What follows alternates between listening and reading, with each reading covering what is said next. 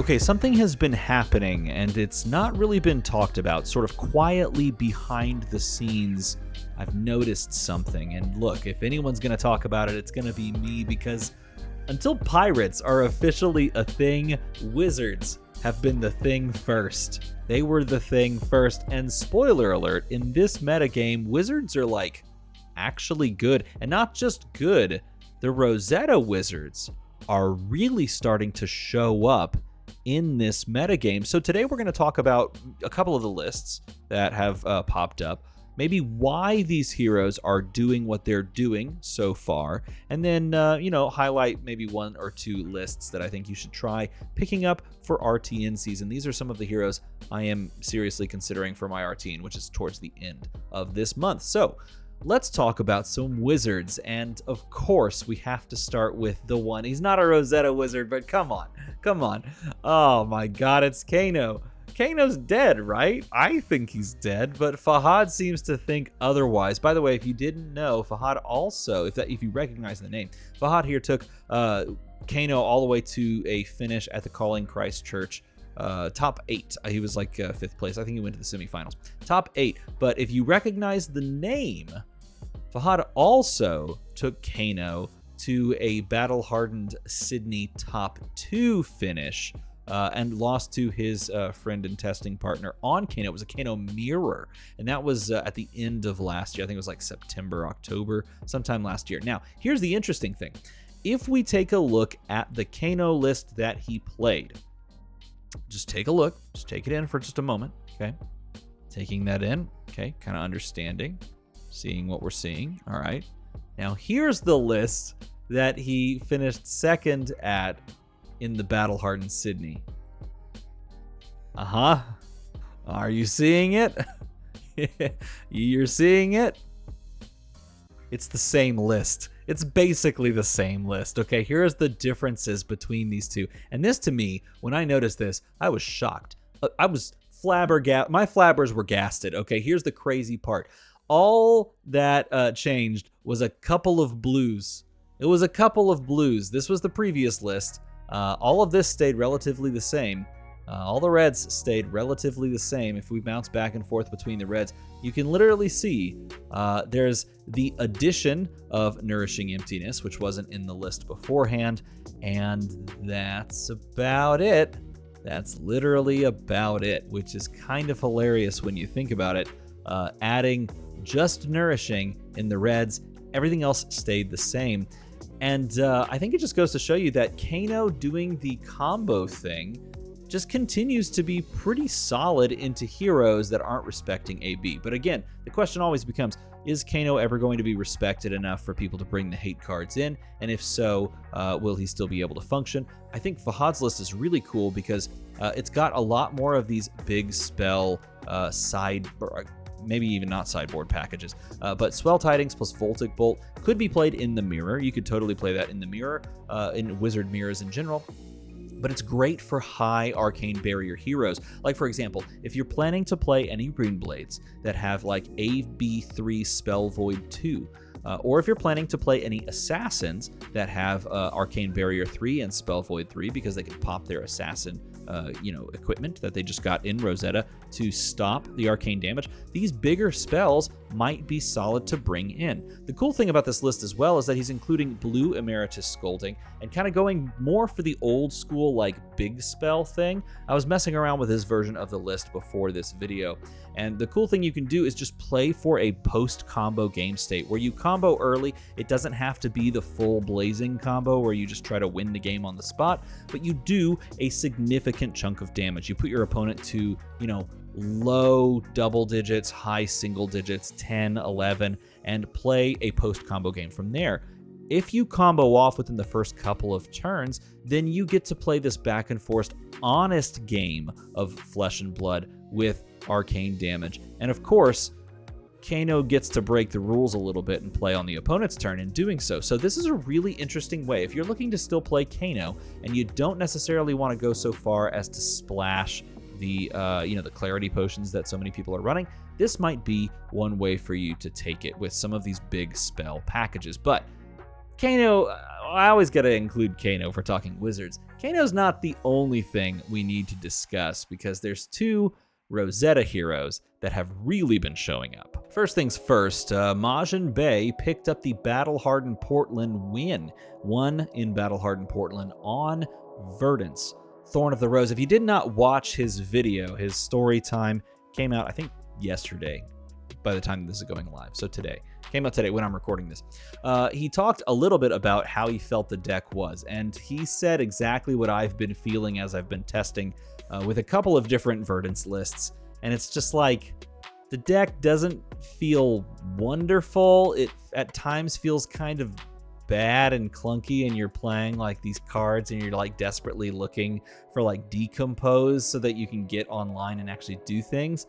And then sometimes you just kill the opponent while you're struggling to make things function. I totally agree with him. I see exactly where he's coming from. And of course, he shouts out very heavily this version of the list. He shouts out very heavily Jonathan's Battle-Hardened Memphis, I should say, 5th place deck, because this came out of nowhere. No one was expecting to see Verdant's anywhere near the top tables, and not only was it near the top tables, it made the top 8, and it took it all the way to the semifinals. I was rooting very hard for this, and if we're looking at what the list is essentially doing, this is a Surgeon Aethertide sort of combo list. It combos off of the back of Surgeon Aethertide, which spills its damage over to a spell that you play, a card that you play. And in doing so, you can basically combine Rampant Growth Life with Life Gain to make Surgeon Aethertide stronger. This was essentially the combo that really took Verdant's to some notoriety right when she came out. People realizing you can actually employ Surgeon Aethertide to do some cool stuff, which is great because it's my favorite wizard staff in the game. Period. End of story. I love this weapon, and I love the features that it, like the decorations that it has. But it allows you to play for like a healing combo style game plan where Rampant Growth just buffs the Surgeon, and Surgeon spills over onto something like Pulsing Aether Life, which can then overall deal like 20 to billions of damage. It can deal a lot of damage depending on the setup. And of course, you can do that in a slow game with Healing Potion, in a fast game with Heartbeat of Candlehold, or your Sigils of Solace. Doesn't really matter. When you're not playing for that game plan, or when you're playing a really fast matchup, you just play big attacks like Command and Conquer, Felling of the Crown, Decomposing, so that you can get the effect and remove a card from your opponent's hand. The Decompose also, if you have 4, this basically buffs to 8. Plow Under, and the rest of this is pretty stock standard defensive tools. Things that block 3, that pitch for blue, channel the Millennium Tree so that you can kind of ping for extra spilling over from Surgeon Aethertide. It's kind of an interesting conundrum that we run into in Verdant's, is that she like doesn't feel like she does anything until she kills your opponent. It's a very strange thing, and it's one that like I want to like it, but I just don't know if I feel comfortable enough. So I do have an arcane version of this, like pure arcane, where you're playing 1-for-4s and kind of treating it like you do in Blitz, a Nothos Verdant's style, and I actually kind of like that better. But I don't think it has the same reach that this version does, particularly now that we have access to the new spoiler card that Majin himself spoiled, Ring of Roses. This card goes so hard. It's probably very good that they said legendary on this, because if you could make more than 1 copy of this card would break her in half, which is awesome, but we only get the 1.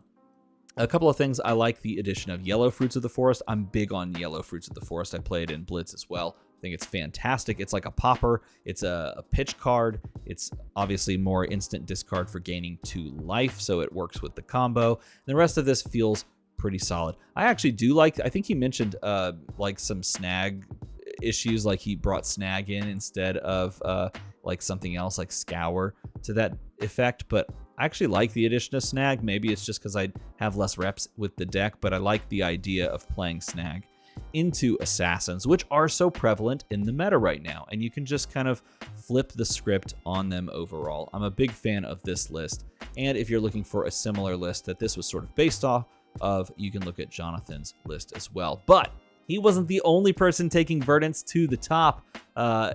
because Arthur Trehay here almost picked up the battle-hardened Barcelona win. He was up against a Jarl, and unfortunately, he did not have the tech to take it down because he was running only Waning Moon and not Surge and Aethertide. I think honestly, what he explained was exactly what I thought he would say, in that he didn't really expect to ever need to play Surge and Aethertide, because in most games you don't need to combo them off. You can just kind of kill them with a Waning Moon build, and he is playing a Waning Moon build.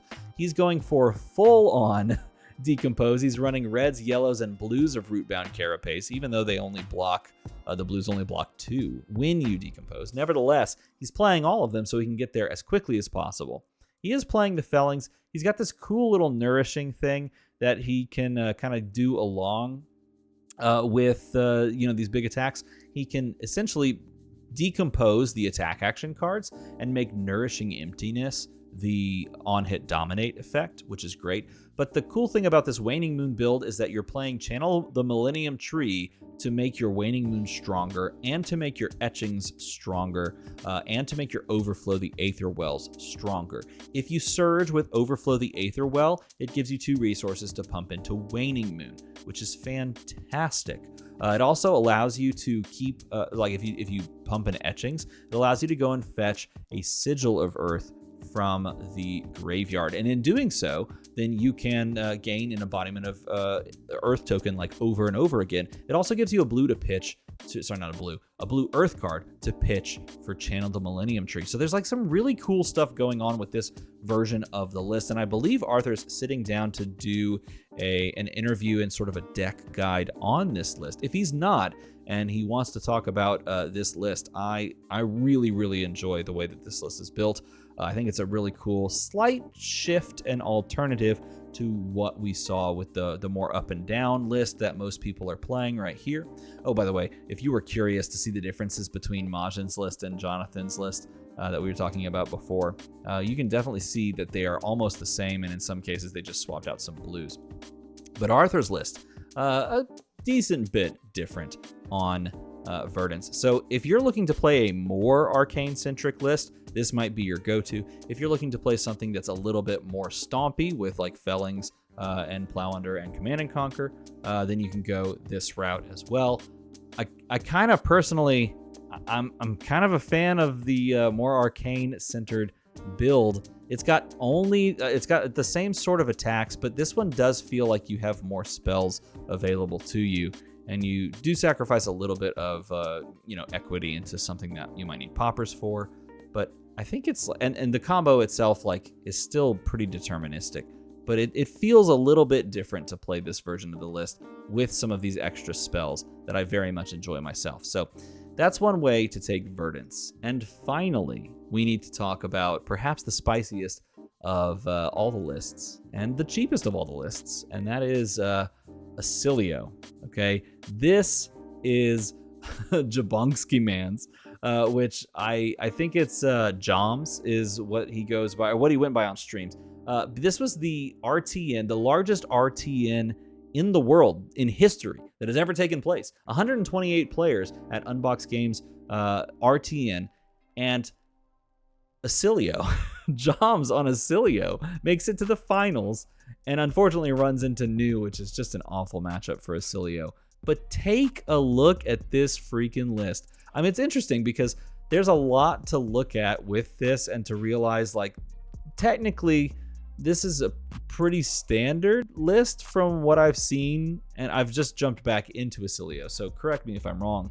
And Yuto, if you're watching this, we can collab and we can do a video together, and you can explain to everyone in the world how to play this hero, because you are the GOAT. But this is pretty stock standard from what I'm seeing across the board. The inclusion of Sigil of Solace is an interesting one. Calming Breeze is becoming really popular in this list. It's an instant, you can discard it, but it stops some really wonderful on hits in the form of daggers being flicked at your face. It also is good against rune chants and things.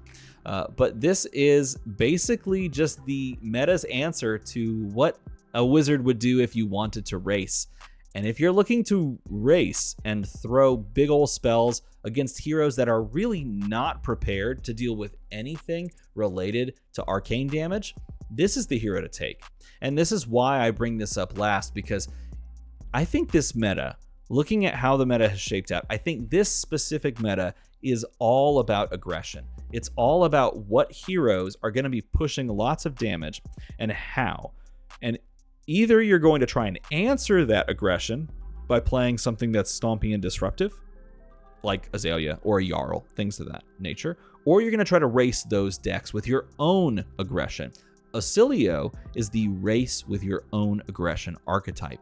He can do insane things with Blast to Oblivion, both yellows and reds included here, alongside of Gone in a Flash, bouncing sigils, bouncing, Channel the Lightning Valleys, and then of course doing the classic Mind Warp shenanigans. This is exactly what Iyslander has been doing to some degree for the life of the hero, and yet right now he's starting to show his mettle a little bit. Even though yes, he is like an orb, a ball of lightning, but he's starting to show his strength in the meta because there's a lot of heroes that aren't either able to deal with what he can do or just not respecting it because they think they're going to go faster. And sometimes they do, but he's the fastest wizard we probably have outside of Kano just hitting the combo early on. And Joms' list here is pretty approachable as far as like picking up the deck list. And it's pretty up and down as far as wizards are concerned, but there are some really weird mind-bending things that you have to learn if you're playing Iyslander. Iyslander is probably the hardest wizard to play, I would say, just from a turn-to-turn basis on decision-making, especially using the effect, whereas someone like Kano is difficult on the combo turn if you haven't practiced it a bunch. But otherwise, I feel like he does play a very simple, I'm going to block with some cards and try to throw some damage type game plan. And Verdant is somewhere in between where her combo turn needs to be set up, and sometimes it's, do I decide to combo early? Do I like greed the final healing potion onto the board and try to do the Giga combo and just guarantee the win? Or do I just fire it off with 2? I have lost games where I greeded that third one out and then just lost all tempo. Bad play from me. But all of these wizards are really starting to show up in the meta. And if your local meta is full of disruptive type heroes, Verdant might be the pick. If they're full of aggressive type heroes, then Iyslander might be the pick. And if you like playing Kano, then Kano might be the pick. But I'm not so sure about him. The other two, maybe so. But wizards might be in this meta eating well. Might be cooking a little bit. I'm not sure. But if you like this type of video where we break down heroes and classes themselves and how they're fitting currently into the game that we all love, make the number. Go to the other number and support me here on the channel. As always, everybody, thanks for watching.